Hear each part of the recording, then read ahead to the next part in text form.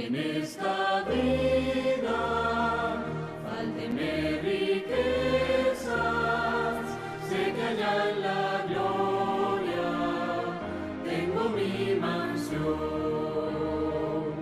Alma tan Tengan todos muy buenas tardes, María Elena Loría, aquí, siempre al pie del cañón, siempre deseando venir a compartir con ustedes todas las maravillas que el Señor nos enseña, siempre dispuesta a compartir, a enseñar, a aprender, a corregir toda nuestra humana manera de vivir, salir adelante, siguiendo siempre la imagen perfecta en Cristo Jesús, para que Él la crea, la desarrolle, la perfeccione en nosotros. Y que mi espíritu mengüe para que Él crezca, el espíritu de Él en todos nosotros también. Así es que es un placer para mí estar aquí con ustedes. Antes de empezar el tema de hoy, vamos a elevar una plegaria al Señor para que Él dirija mis palabras y para que afine nuestros oídos y nuestro entendimiento para comprender mejor todo lo que Él quiere enseñarnos. Amantísimo Padre, hoy estamos aquí con nuestro corazón contrito y humillado, primero que todo para pedirte perdón por todos los pecados, por todas las inconsistencias, por todas las cosas que no debimos hacer durante la semana y que sin embargo la hicimos, y que nos corrijas, porque aprendemos demasiado en las correcciones que nos quieres dar, Señor, y eso es lo primero que tenemos que hacer. En segundo lugar, queremos pedirte, Señor, que guíes nuestros pasos, que guíes mis palabras, que guíes a la gente que quiera oír este programa, que sea la gente que tú le pones en tu corazón, que lo escuche, Señor, y que las bendigas, que los apartes, que los cuides, los protejas, los sanes de sus dolencias, que sanes sus problemas económicos, psicológicos, sentimentales, toda la buena dádiva que viene de ti, Padre eterno. Te damos gracias, Señor, por este programa, por Josué, por Andy, por permitirnos compartir con toda la gente posible todas estas buenas nuevas de salvación. Y así poder estar idóneo para entrar en las alturas de los cielos cuando vengas en tu segunda venida. Una vez más, gracias, Padre, en el nombre de Cristo Jesús. Amén. Amén. Bueno, vamos a ver hoy las reacciones a la nueva cristología que se dieron entre 1970 y 1979, siempre sobre el tema tocado por nuestros sentimientos. ¿Por qué se llama el tema tocado por nuestros sentimientos? Porque la verdad es que nuestros sentimientos, lo que nosotros sentimos, lo que nosotros pensamos, lo que nos hace seguir a Dios o apartarnos de Él. Pero siempre con la mira puesta en el Señor y deseando que Él nos guíe a puerto firme y que Él perfeccione nuestros sentimientos, perfeccione mi forma de ser, de actuar, porque yo por mí misma no puedo, yo sola no puedo. Entonces tengo que pedir ayuda. Así como mucha gente busca ayuda en psicólogos, en psiquiatras, en asesores financieros, en los médicos, etcétera, etcétera. Así también, primordialmente, debemos recurrir a Cristo Jesús para que Él venga y nos ayude. Recordemos siempre que Él tiene un plan para nuestras vidas y que Él es el hacedor del plan y que el plan en nosotros se debe cumplir. Y que hay más aprendizaje cuando nos ocurren cosas malas que cuando nos ocurren cosas buenas. Entonces, siempre dispuestos a aprender, que cuando estemos en un momento de prueba, pensemos qué aprendizaje debemos obtener de ese momento para corregirnos y para seguir adelante, para cambiar el rumbo y para tomar nuevas decisiones que nos aparten de ese problema. muchas veces hay gente que por falta de dinero le pide al Señor, Señor, dame más dinero, Señor, dame más dinero. Y está bien, pero muchas veces no se tiene el dinero que uno necesita porque no hay orden en el gastarlo. Entonces también tenemos que pedirle a Dios que nos ordene nuestras finanzas, que ordene nuestras vidas, porque Él sí sabe cómo hacerlo, nosotros no. Porque si estamos necesitando ayuda es porque no sabemos cómo hacerlo, porque si supiéramos cómo hacerlo no estaríamos metidos en el problema que estamos metidos. Bueno, entonces, tocado por nuestros sentimientos, vamos a ver las reacciones a la nueva cristología. Recordemos que antes de los pioneros, muy poco se había hablado sobre la humanidad de Cristo, porque la divinidad de Cristo todo el mundo la entiende y todo el mundo la acepta, pero la humanidad no. Entonces, toda esta programación es para conocer la humanidad de Cristo, entenderla mejor y así poder tener un patrón de conducta a seguir. Bueno, el poderoso creador, que Él hizo todos los átomos y todas las partículas y todo el mundo que gira alrededor del espacio. Pero Él mismo se hizo participante de la carne y la sangre del hombre pecaminoso y edificó su casa sobre el minúsculo planeta Tierra. Qué espantosa condescendencia. Solo el hecho de venir a ocupar esta carne, aunque fuera o hubiera sido antes de la caída de Adán, ya para él era espantosa. Viéndolo desde el punto de vista mundano, ¿verdad? Desde el punto de vista humano. Porque si uno hace las cosas por amor, nada es espantoso. Cualquier sacrificio que uno haga por amor no tiene nada de espantoso. Y Él lo hizo por amor a nosotros. Y lo hizo condescendientemente. Él fue mucho más allá de ese sacrificio infinito. Encontró al hombre degradado por milenios de pecado. Porque, como se los dije, ya hubiera sido espantoso si hubiera tomado la carne de Adán antes de su caída. Y mucho peor hubiera sido, fue cuando Él cogió al hombre degradado por miles de años de pecado.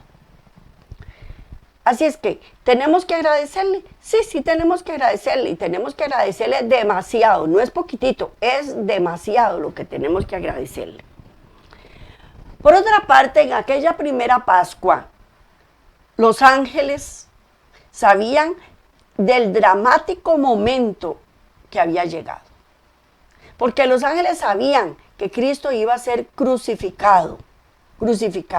Su amado Señor, el que los crió, iba a ser crucificado. Y que había entrado personalmente en batalla. Y Él probaría que lo que Él requería del hombre caído sería realizado. Era un momento crítico para Él, para todas las huestes celestiales, y para el ser humano también. Para unos, un trauma.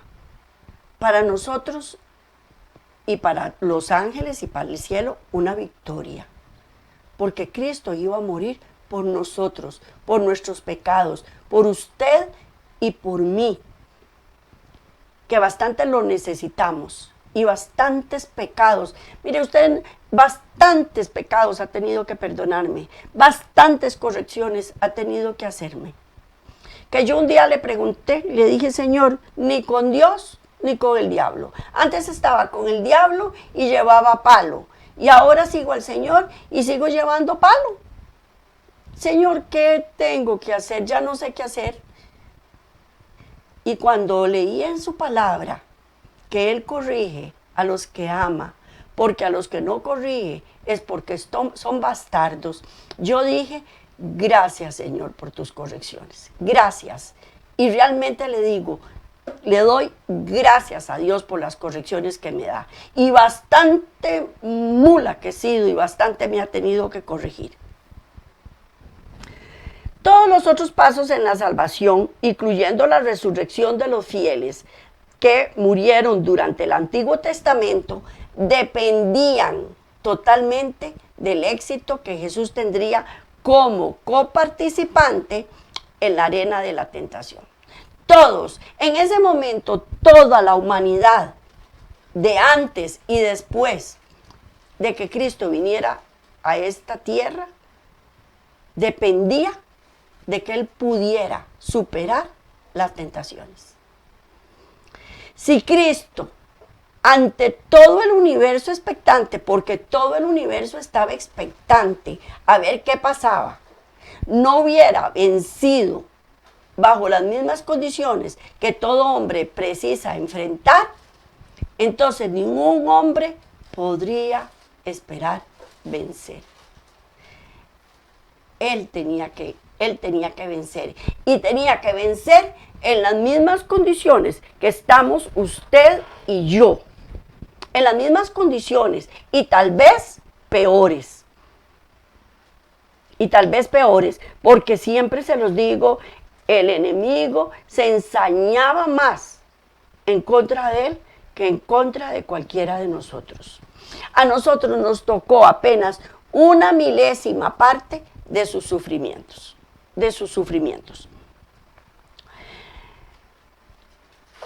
La fe de Jesús produce su carácter.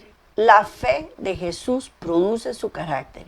Esa es la meta de todos los que deseamos tomar parte en aquella extraordinaria demostración de un vivir semejante al de Cristo.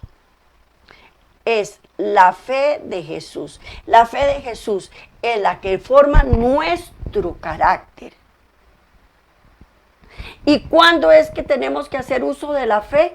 Cuando estamos metidos en problemas. Ahí es. Porque si no estoy metida en problemas, no la necesito. Es cuando estoy metida en problemas, es cuando necesito la fe de Jesús. Y en ese momento, va a moldear mi carácter. Va a moldear mi carácter. Por eso yo les digo a ustedes que este tema es de suma importancia. Necesitamos conocer a nuestro Creador. Pero para conocer una persona tenemos que compartir con ella. Y la única forma de compartir con Él es conociendo su palabra. Eso es lo que tenemos que hacer. La última generación de los que guardan los mandamientos de Dios y la fe de Jesús disipará para siempre todas las dudas remanentes sobre la voluntad del hombre. Porque ellos son los que van a demostrar a plenitud que se puede vivir sin pecar. Esa es la última generación. Son los 144,000 que son los que van a estar antes de su segunda venida. ¿Cómo lo lograrán ellos? Unidos al poder de Dios. Porque es el poder de Dios el que nos aleja de las tentaciones. ¿De cuáles tentaciones? De servir al yo, al pecado. Porque cuando yo peco, estoy sirviendo al yo. Cuando me pongo iracunda, cuando me pongo malcriada, cuando reacciono, es porque mi yo está saliendo en ese momento. Y en ese momento me estoy portando egoístamente. Y quiero que todo el mundo me sirva. Las cosas no salieron como yo quería, entonces simplemente hago un berrinche. Yo digo un numerito, porque es como una película de terror, lo que yo estoy haciendo en ese momento. Bueno, pues en la sesión que trató la humanidad de Cristo, se citó varias conclusiones. ¿En cuál sesión? Es en la publicación de Preguntas sobre Doctrinas. Es un libro que poseemos los adventistas, que son preguntas y respuestas sobre doctrina. Y en ese libro se despertó considerablemente el interés por conocer la naturaleza de Cristo durante la encarnación y la relación de esa naturaleza con la naturaleza del hombre, especialmente la guerra del hombre con la tentación del pecado. Entonces, en preguntas y respuestas se hicieron muchos cuestionamientos sobre la naturaleza humana de Cristo. Lógicamente, como siempre, unos están de acuerdo con las nuevas ideas, otros las refutan. Así hay un consenso hasta llegar a conclusiones que pueden ser valiosas o pueden ser perjudiciales también.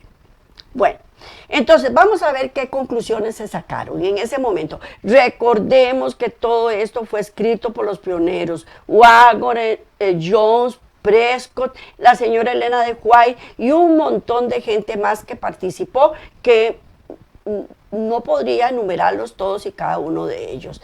Lo que yo estoy haciendo es un compendio, estoy tratando de sacar lo mejor de lo que ellos publicaron a favor de Cristo, a favor mío, por supuesto. Eso es lo que estoy tratando de llevarles a ustedes. Así es que habrá momentos en que yo diga cosas que parecieran como que no están bien. Pero esas fueron cosas que se dijeron y que ellos pensaron, y que después viene la contraparte de lo que otra gente pensó y otra gente escribió y dijo. Primero, Cristo era y aún es el Dios hombre, la unión de la verdadera divinidad y de la verdadera humanidad. Esa es la primera conclusión que se sacó. Segunda conclusión, Cristo experimentó toda la extensión de las tentaciones, con riesgo de fracaso y de pérdida eterna. Tercero, Cristo venció la tentación, apropiándose únicamente de aquellas provisiones que Dios dispone para toda la familia humana. Cuarto, Cristo vivió en perfecta obediencia a los mandamientos de Dios y era sin pecado. Quinto, por su vida y muerte expiatoria hizo posible que los pecadores fuesen justificados por la fe y por lo tanto considerados justos a la vista de Dios. Esas fueron las principales conclusiones que ellos sacaron. Y sexta, la última ya, por la fe en el acto redentor de Cristo, no apenas la posición de la persona delante de Dios puede ser cambiada, sino también su carácter, mientras crece en la gracia y obtiene la victoria, tanto sobre las tendencias hereditarias como sobre las cultivadas para el mal. Esa experiencia de justificación y santificación prosigue hasta la glorificación. Yo siempre les he dicho, es un proceso. Y voy a leer este último punto porque todos son muy importantes, pero este para mí también lo es y me interesa recalcarlo. Por la fe en el Redentor de Cristo, en el acto redentor de Cristo, no apenas la posición de la persona delante de Dios puede ser cambiada. Yo no cambio de posición, que antes estaba con el diablo y ahora estoy con Dios. Sí, eso se da, cambio de posición, pero también cambia mi carácter. Porque antes yo imitaba al padre el diablo, ahora voy a imitar a mi Padre Redentor, a Cristo Jesús, a Él es el que voy a imitar. Y entonces son carácter antagónicos, son opuestos. ¿Cómo lo voy haciendo? Mientras crezco en la gracia y obtengo la victoria, tanto sobre mis tendencias hereditarias como sobre las cultivadas propias para el mal. Entonces ahí viene, no solo me crea, sino que me recrea, me regenera. Esa experiencia de justificación va a ser un proceso de justificación y santificación. ¿Hasta cuándo? Hasta que venga Cristo en su segunda venida y que si lo logré, ya obtengo la glorificación. Es un proceso a seguir. ¿Ok? Vamos con Ford. Por muchos años Ford había propagado sus ideas sobre la doctrina de la justificación por la fe, declarando que la Iglesia había anulado esa enseñanza al rechazar la doctrina del pecado original, escribiendo: eso dio origen a 3 herejías relacionadas. Primera, el Evangelio incluye santificación así como justificación. B, Cristo tomó la naturaleza caída de Adán. Y C, la última generación debe desarrollar caracteres perfectos ante el de la vuelta de Cristo. Es sumamente importante.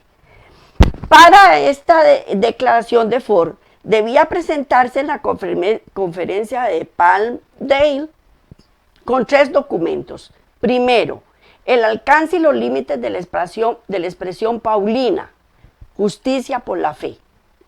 Segundo, relación entre la encarnación y la justicia por la fe. Y tercero, Elena de White y la justicia por la fe. Entonces, en este momento, el tema más importante es la justificación por la fe que nosotros podemos obtener de la encarnación de Cristo. De la encarnación de Cristo. Porque Él vino a justificarnos. Él vino a morir por mí a través de su preciosa sangre. Y eso es lo que tenemos que creer. ¿Ok? Ford asumió la posición de preguntas sobre doctrina, diciendo: Cristo tomó la naturaleza impecable de Adán, pero no su fuerza. Él asumió nuestra debilidad, pero no nuestra pecaminosidad. Él podría haber pecado, pero no lo hizo. Luego desarrolló su doctrina de la justificación por la fe como una transacción puramente legal, limitada a la justicia imputada, y escribió: para colocarla de otra forma, justificación y no santificación es la justicia por la fe del Nuevo Testamento. Y tal justicia es el don del encarnado, crucificado y resurrecto Cristo, llevándolo a Él y a sus seguidores a un adventismo evangélico que tendía a subestimar la importancia de la obediencia como condición de salvación, ofreciendo una remisión sin temor de un juzgamiento por venir. Vamos a dilucidar un poquitico esto. A ver, ¿qué es una justicia pura, una transacción puramente legal?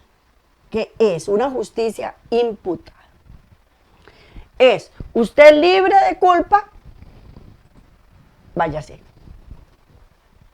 Ya no se le puede juzgar más por eso. Entonces, ¿qué cree la gente? Que puede seguir haciéndolo, que puede seguir pecando. Y es cierto, no es mentira, que eso es lo que está en la nueva modalidad, en la tendencia de las iglesias pentecostales. Salvo, siempre salvo. Es una justicia imputada, ¿cierto? Pero sabemos que no es así. Sabemos que no es así. Entonces, por eso es que al decir estas cosas, cayó en una justificación como una transacción puramente legal. Dice, para colocarla de otra forma, justificación y no santificación es la justicia por la fe en el Nuevo Testamento. Es el don del encarnado, crucificado y resurrecto Señor. O sea, es un regalo de Dios. Y es cierto, es un regalo de Dios. Nuestra salvación, nuestra santificación es un regalo de Dios. Pero a la misma vez que nosotros recibimos el perdón, cuando confesamos un pecado con un corazón contrito y humillado, a la misma vez recibimos la corrección y el poder para no volverlo a hacer. Porque mientras yo no confiese mi pecado de una forma contrita y humillada, es porque no hay arrepentimiento y yo quiero seguirlo haciendo. Ay, sí, perdón, hasta la próxima, perdóneme ahora, pero voy a seguirlo haciendo. Y no es así, no hay corrección. En el Evangelio hay poder para salvación, poder para no volver a cometer pecados. Y ese poder solo me lo puede dar Cristo Jesús. Y eso lo van a lograr los 144,000. Porque ellos, al igual que Cristo, se van a someter enteramente al Espíritu Santo. Porque de lo contrario, como lo hemos visto en programas anteriores, no lo podemos lograr. Debemos mirar a Cristo Jesús como hombre que es completo en la perfección de la justicia y santidad. Es el autor y el consumador de nuestra fe. Es el modelo. Su experiencia es la medida de la experiencia que tenemos que obtener. Su carácter es nuestro modelo. El carpintero de Nazaret vino a este mundo y aceptó los resultados de la gran ley de la herencia. Estaba sujeto a la debilidad de la humanidad para herir la batalla en cada ser humano, que cada ser humano precisa empeñarse, con riesgo al fracaso y a la pérdida. Hay muchas personas que dicen, así soy yo y así me tienen que aceptar. Así me enseñó mi mamá, así me enseñó mi papá. Y parecerme a mi papá no es un pecado, y parecerme a mi mamá no es un pecado. Pues permítame decirle que no es cierto. Si yo imito a mi papá y a mi mamá en las malas formas de vida, estoy incurriendo en los mismos errores que ellos incurrieron.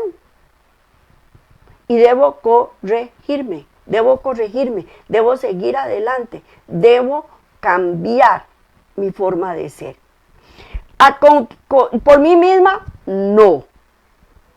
Tiene que ser con Cristo y a través de su evangelio que Él me da el poder para poder llevar a cabo los cambios que la herencia genética que me dejaron mi papá y mi mamá en mi vana manera de vivir me hacen fallar.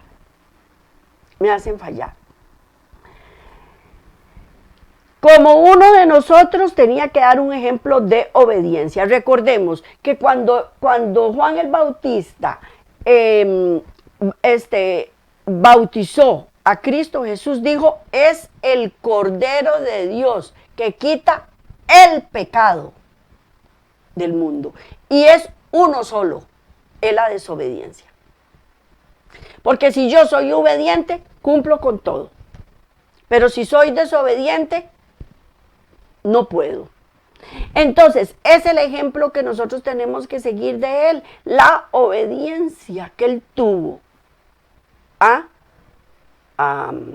Padre Celestial. En una oportunidad, estaba dándole clases a un muchacho. Estaba estudiando con él, no estaba dándole clases, estaba estudiando con él. Y me preguntó, en una pregunta que hacían de un libro de cívica, ¿qué le recomendaría a usted a un muchacho? Estaban hablando sobre planificación familiar y no tener hijos, muchachos jóvenes que embarazan a las muchachas. Entonces me dice, ¿qué le diría usted a un joven para que no embarace a una muchacha? Y le dije que sea obediente. Me dice, ¿cómo que sea obediente? Y le digo, sí, yo le puedo enseñar todos los métodos de planificación para que no embarace a ninguna muchacha, pero si no quiere obedecer no va a cumplir con ninguno. Y lo primero que tiene que hacer es mejor no tener sexo, ¿para qué se va a complicar la vida? Y lo primero que tiene que hacer uno es ser obediente. En ese aspecto y en todos los aspectos. ¿Obediente a quién? A Cristo Jesús. Obediente al Espíritu Santo que mora en nosotros.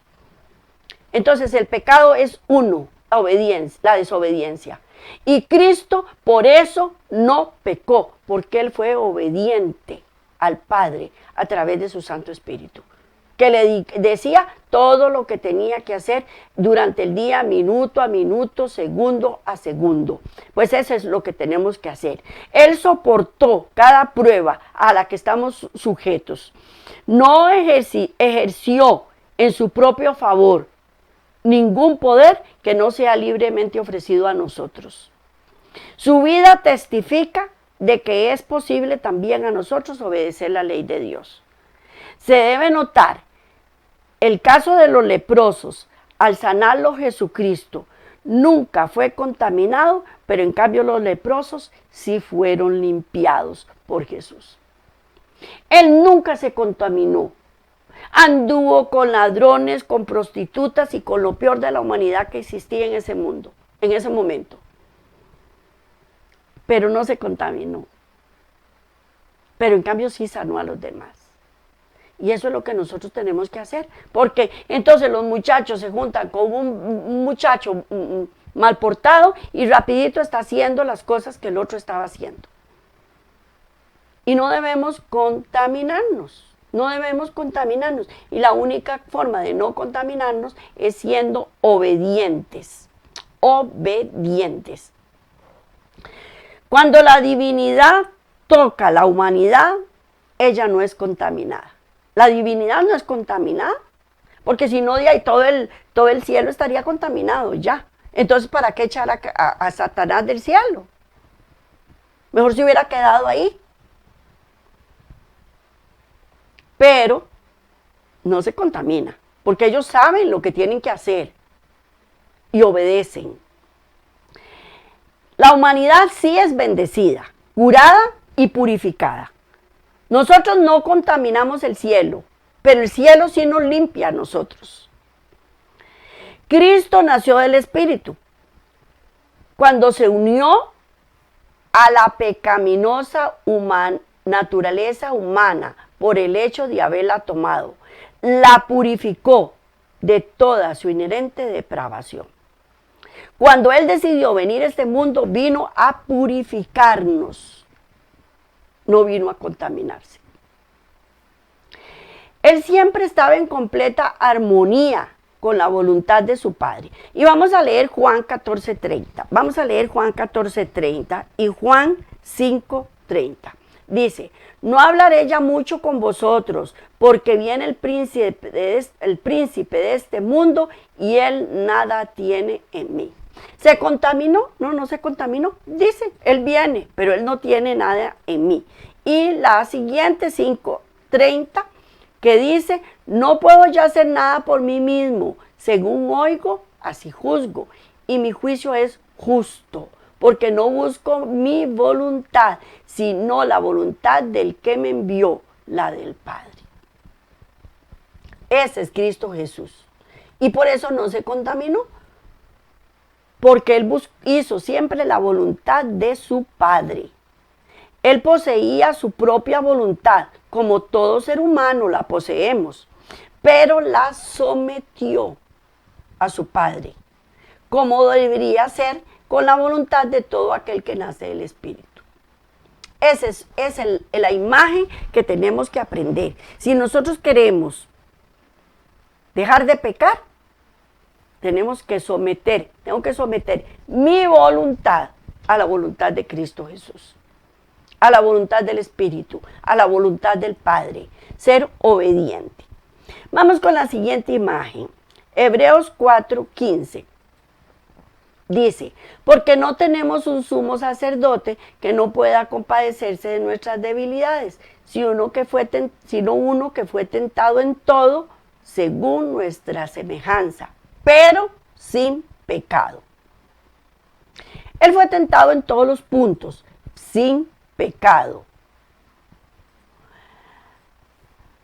Dice, ¿a quién se refiere ese nosotros? No se refiere a los paganos, sino se refiere al pueblo de Dios. Vamos a la siguiente imagen, Juan 3, del 3 al 8. Como siempre, dividida en partes porque no me caben en una sola imagen, pero vamos leyéndola toda. Respondió Jesús y dijo, de cierto te digo, que el que no naciere de nuevo no puede ver el reino de Dios. Y Nicodemo le dijo, ¿cómo puede un hombre nacer siendo viejo? ¿Puede acaso entrar por segunda vez en el vientre de su madre y nacer? Respondió Jesús, de cierto te digo, que el que no naciere de agua y del Espíritu no puede entrar en el reino de Dios. Siguiente imagen. Lo que es nacido de la carne, carne es, y lo que es nacido del Espíritu, Espíritu es. No te maravilles de lo que te dije, pues es necesario nacer de nuevo. El viento sopla de donde quiere y oye su sonido, mas si no sabes de dónde viene ni a dónde va, así es todo aquel que es nacido del Espíritu. Así es que tenemos que nacer de nuevo, tenemos que tener un nuevo nacimiento. Entonces, vamos a verlo de esta manera. Nacemos, vamos creciendo, nos vamos llenando de ínfulas, decía mi mamá, de ínfulas, inflando como un globo, lleno de orgullo, de vanidad, de egoísmo, porque nacimos de la carne, ¿verdad que sí? Que nacimos de la carne. Bueno, y en ese momento hacemos un paro en el camino, paramos y decimos, ¿qué estoy haciendo? Estoy destruyendo mi vida, estoy destruyendo todo lo que está a mi alrededor. No puedo seguir con mi forma de ser, ya no me soporto, ya no me aguanto. Estoy sola tal vez, porque de camino dejé a un montón de gente botada por mi forma de ser. Entonces vuelvo los ojos a Cristo. Entonces Cristo viene y me da un nuevo nacimiento, un bebecito nuevo en mi vida. Un bebecito, que ¿qué se puede comparar? Entonces yo tengo que ir haciendo esto para que el Espíritu Santo vaya haciendo esto y vaya creciendo en mí. Pero ¿cómo? Cambiando mi vana manera de vivir, desarrollando en mí un nuevo carácter que me va a hacer cambiar mi estilo de vida. Y cuando nos damos cuenta dijimos, mira, no volví a hacer aquello, no volví a hacer aquello, no volví a hacer lo otro, y ni cuenta nos dimos. Eso es nacer del Espíritu, es nacer de nuevo. Pero, como dice, viene y sopla el viento, y antes soplaba el viento y no sabíamos si íbamos o veníamos. Pero ahora con Cristo Jesús tenemos el norte, y el norte es Cristo, y para allá es para donde vamos. Vamos a leer la próxima imagen, Romanos 8, del 4 al 9. Vamos igual por partes. ¿Para qué hacemos todo esto? Para que la justicia de la ley se cumpliese en nosotros, que no andamos conforme a la carne, sino conforme al Espíritu. Porque los que son de la carne piensan en las cosas de la carne, pero los que son del Espíritu en las cosas del Espíritu. Porque al ocuparse de la carne es muerte, pero ocuparse del Espíritu es vida y paz. Siguiente imagen. Dice, por cuanto los designios de la carne son enemistad contra Dios, porque no se sujetan a la ley de Dios, ni tampoco pueden. Y los que viven según la carne no pueden agradar a Dios. Mas vosotros no vivís según la carne, sino según el Espíritu. Y el que es, si en que el Espíritu de Dios mora en vosotros, y si alguno no tiene el Espíritu de Cristo, no es de él, no es de él. Entonces, ahí nos damos cuenta que antes éramos nacidos de la carne y éramos carnales. Ahora somos nacidos del Espíritu y tratamos por todos los medios de ser más espirituales. No somos perfectos todavía. Es un proceso. ¿Hasta cuándo? Hasta que muramos o hasta que venga Cristo Jesús en su segunda venida. Jesús dio un ejemplo de lo que sus seguidores pueden valerse en sus batallas contra el pecado. Qué maravilloso Salvador tenemos. Qué maravilloso Salvador está disponible para vivir una vida victoriosa. Una vida victoriosa. Si alguien cree en la encarnación, entonces es posible comprender lo que la fe cristiana representa. Pero si no creemos en la encarnación, como dice Mafalda, somos papa frita, ¿verdad? Estamos fritos. Para la sustancia de nuestra fe yace en lo que Cristo fue e hizo. Ahí es donde está el meollo del asunto. Tenemos que aprender qué fue lo que Él fue y qué fue lo que hizo. Y no meramente lo que Él enseñó. Recordemos. Yo le puedo decir a mi hijo, haga o no haga. Que si él me ve a mí que no hago, o que sí hago, me va a imitar. Porque él no se basa en lo que yo digo, sino en lo que yo hago. Ese es el ejemplo. Y Cristo lo hizo. Murió por nosotros, venció el pecado por nosotros. Y esa es la imagen que tenemos que hacer, que seguir. Ok, la unión de lo divino y lo humano resultó en dos naturalezas en una persona, Jesucristo. De ahí el término usado, Jesús, el Dios hombre. Vino en forma humilde de siervo en su encarnación. Representó servidumbre, sujeción, subordinación. Jesús no vino a esta tierra como un nuevo ser humano, criado en poder y esplendor. Él vino como un siervo a servir, a sujetarse al Padre, a subordinarse al Padre. Él no vino a comandar, a reinar en poder y majestad. No, Él no vino así. Él no vino a ocupar un puesto de honra, de preeminencia entre los hombres. Él se humilló a sí mismo.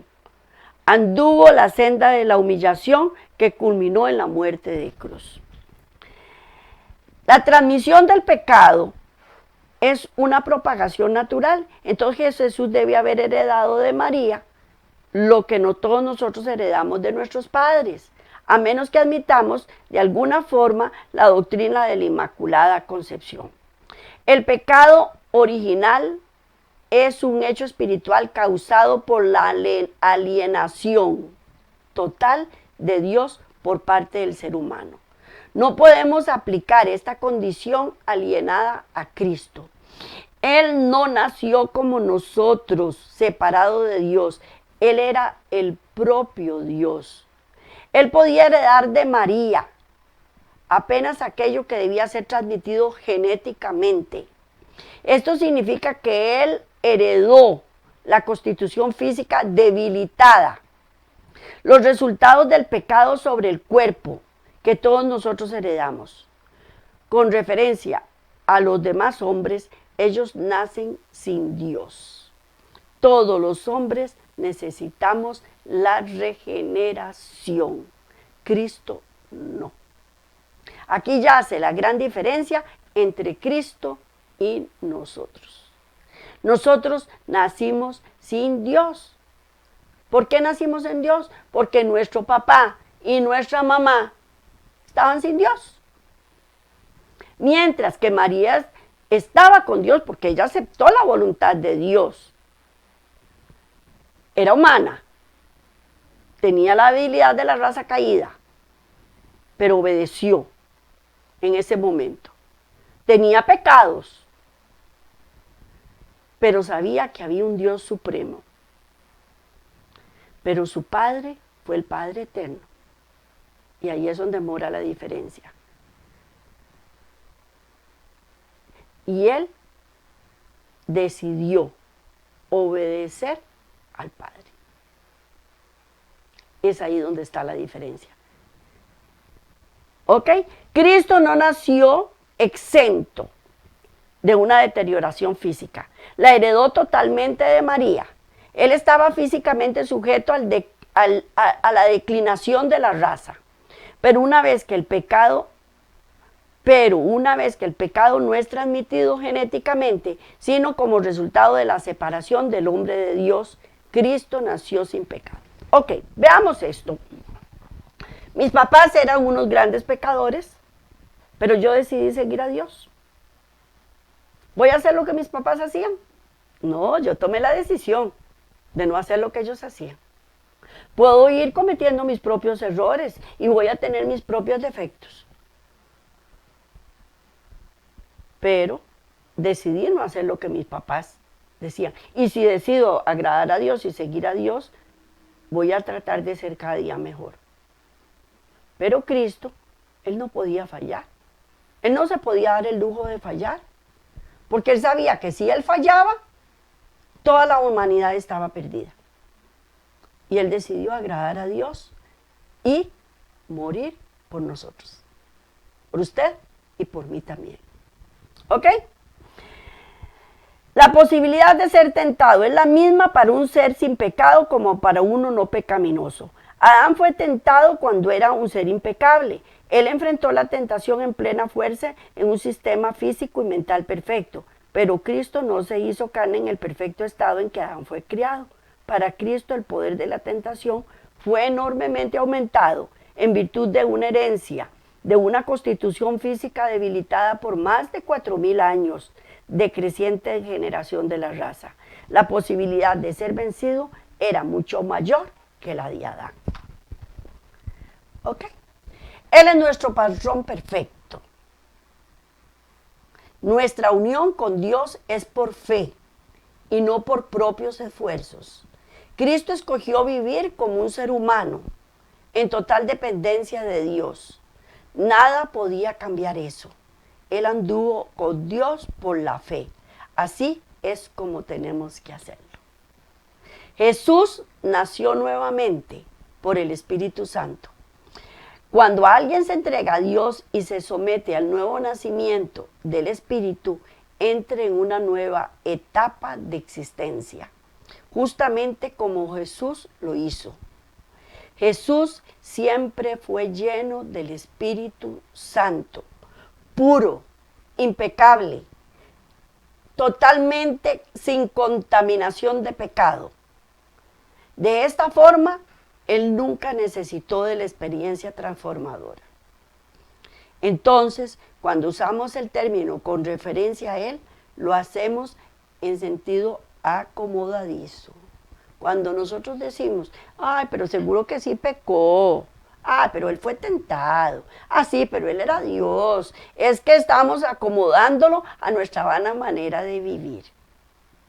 Cuando describimos la naturaleza espiritual y moral de Cristo como nacido de nuevo, no queremos transferir la idea de que ella sea exactamente como la naturaleza moral y espiritual de una raza regenerada. Jesús es el hombre ideal, absoluto, en perfección de carácter. Está removiendo, en todos los aspectos. Una persona regenerada es aún alguien que ha fallado, a quien Jesús está removiendo sus defectos. Él no podía ser removido los defectos porque no tenía defectos, Él no pecó. En cambio nosotros sí necesitamos ser regenerados y por eso necesitamos ser purificados y por eso vino Él. De esa forma, Él nunca necesitó una experiencia transformadora. Entonces, tenemos que cambiar nuestra forma de ser, ¿verdad? Una persona regenerada es aquella que tiene defectos. Creer que su naturaleza era superior a aquella de una persona convertida es realmente colocarlo sobre la propia humanidad, lo que es inadmisible. No podemos creer que su naturaleza era superior a la nuestra, porque entonces ahí no podemos seguirlo. porque es una imagen demasiado elevada. Bueno, veámoslo desde este punto de vista, porque yo siempre hablo de plata, porque es lo que más entendemos las personas. Si yo tengo $1,000 en el banco, yo tengo $1,000 en el banco, y Josué tiene $1,000,000 en el banco, ¿yo puedo igualarlo a él? No, es demasiado elevado para mí, tiene muchísimo más plata que yo.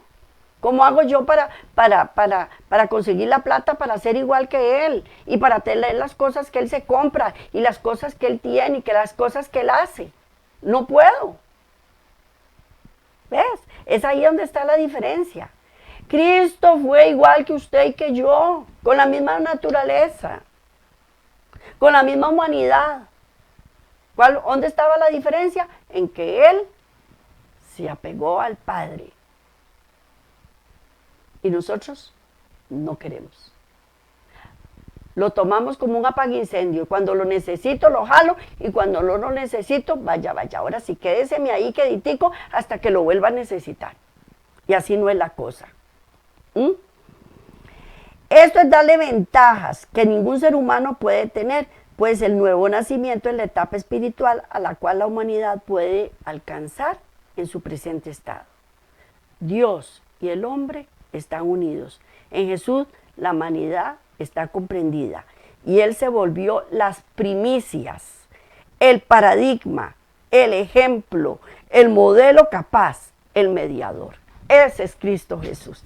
Ese es mi héroe, ese es mi ídolo, ese es mi patrón de conducta a seguir. Fallo y vuelvo a fallar, pero siempre con la mirada puesta en Él y siempre pidiéndole que por favor me corrija. Así es que cuando estamos metidos en problemas, nada más pensemos que nos está corrigiendo, que nos está moldeando nuestro carácter, que pronto la tormenta va a pasar y que vamos a salir regenerados. Que Dios me lo bendiga. Eso ha sido todo por hoy. Ha sido un placer para mí estar con ustedes y seguimos para adelante con la mirada puesta en Él para ir de gloria en gloria y de victoria en victoria, venciendo el pecado poquito a poco, hasta que Él venga en su segunda venida y estemos idóneos para irnos con Él.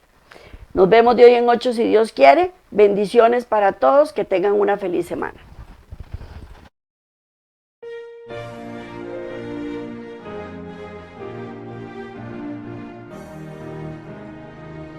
Aunque en esta vida falten riquezas, sé que allá en la gloria tengo mi mansión. Alma tan perdida entre las pobrezas de mi Jesucristo, tuvo compasión. Más allá del sol,